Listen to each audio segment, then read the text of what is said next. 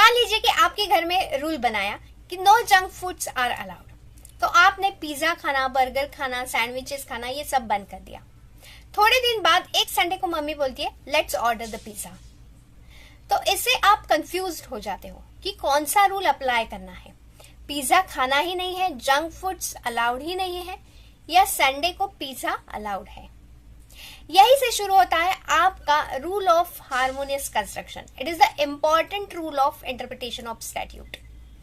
When two provisions of the same statute are in conflict, courts try to interpret them in harmony so that both can be applied.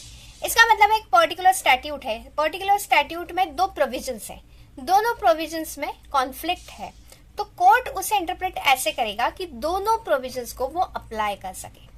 Basically कैसे रहता है कि every section और clause in the statute is assumed to have its purpose.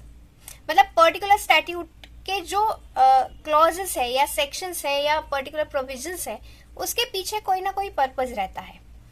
So it is presume that legislature does not create conflicting provisions intentionally, वो हो जाता है। तो इसीलिए कोर्ट जो है वो कोर्ट हमेशा उसे इंटरप्रेट ऐसे करते हैं कि हर एक प्रोविजन को वो अप्लाई कर सके।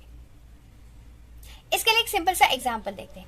आप एग्जाम हॉल में पहुंचे, वहां पर दो नोटिस लगाए हैं।